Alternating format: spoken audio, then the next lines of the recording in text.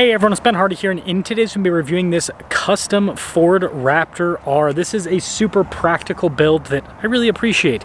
Before we get in this video, I want to give a huge shout out and thank you to the Ed Kenley Ford here in Layton for giving me some time with this truck. This one is available for sale, so if you're interested, link to the website in the description down below, link to my car buying guide as well. Let's get into it.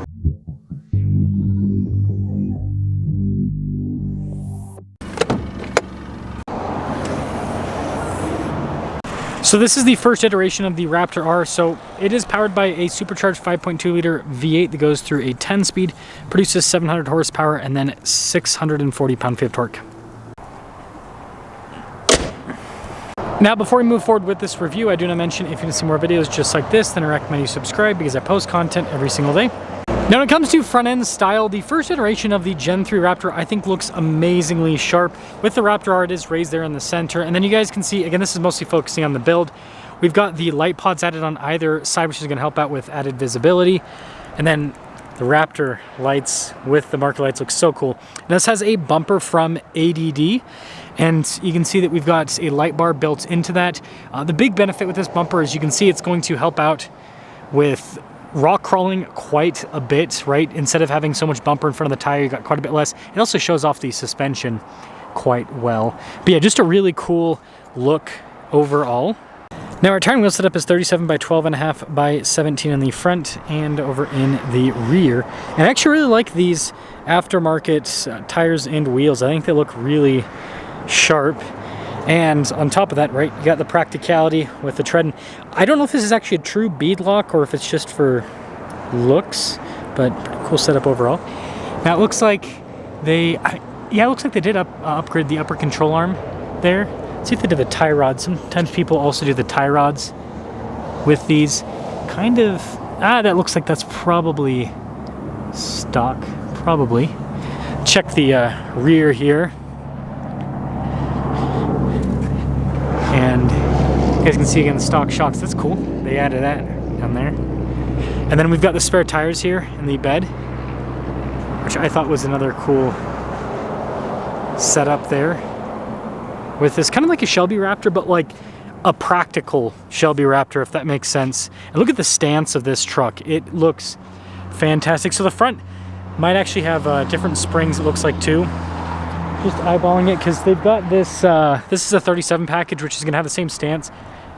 Yeah, so that sits a little bit lower compared to this R. So I do think that it's got front leveling kit or something with the springs, potentially. But either way, looks good.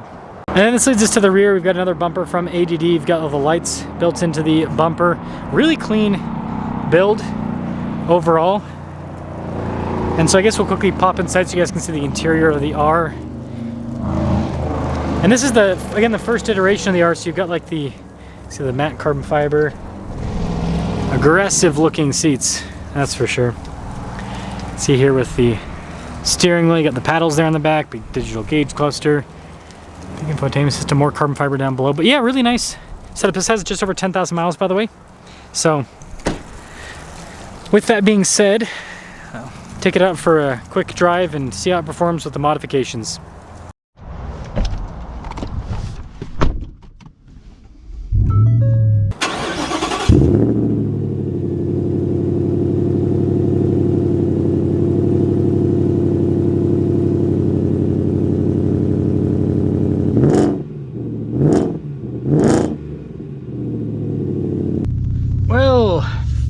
Custom Raptor, and I really like the, like I said, I do really like this build because it's a practical build, right? A lot of the Raptor builds that I see are just for show, but this is something that is perfectly set up to go out into the desert here in Utah and have some fun.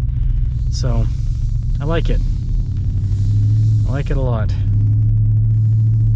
Now, what I'll say right off the bat is the Raptor R is just crazy.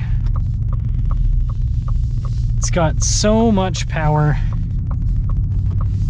and the sound that this makes, I mean, just listen to this.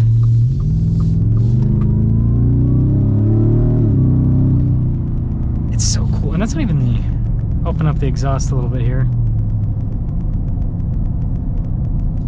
Tires are noisier than stock. the price you pay for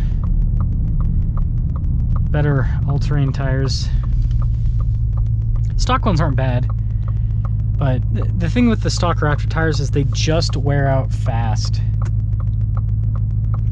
It's the one big downside with that setup there. Man, this late in traffic never gets old. Seats are really comfortable, and the thing I've said with these seats in the past is the bucket seats seem to hold up better than the leather ones. Like, they just don't show as much wear and tear over time, which I think is a big plus. I should have gone. I just wasn't sure if this crosswalk was going to illuminate, and I was like, I don't want to be the person to accidentally run over someone eating their lunch. Rather be safe than sorry. And is it going to go this? Yep. See, patience. I'd always rather be patient than not.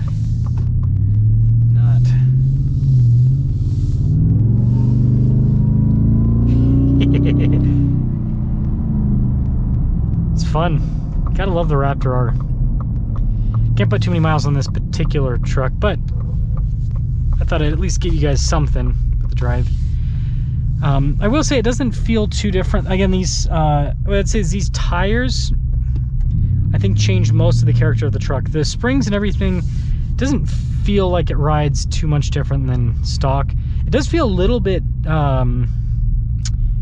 floatier compared to stock, so that's kind of nice, but it's not a huge difference. It seems like the tires almost cancel out the springs in terms of what you could get from the improved ride quality from, it's like improved ride quality from the springs, but then the tires make it feel firmer, so it's like a kind of a catch-22. But overall, I mean, it's a really cool build, and this is the setup that you know, maybe everyone's gonna have different opinions. Like, I'm personally a stock suspension guy because I think that manufacturers, it's like, I mean, this is something I think about all the time, and I know that manufacturers are far from perfect, but it's like they spend tens of millions, hundreds of millions developing cars and the suspension with those cars. And so it's like, do you really think that an aftermarket company that's just throwing like a couple $100,000, if, and sometimes even less than that, is really going to have better suspension than OEM? Really? Like, the only time, again, this is, yeah, we're getting into the weeds here a little bit. The only time that I felt like I've driven a car that has objectively better suspension than stock was, I drove a Land Cruiser with Icons, and that drove really, really well, but I've been told by people that have Icons you have to rebuild them all the time. But yeah, full Icon suspension.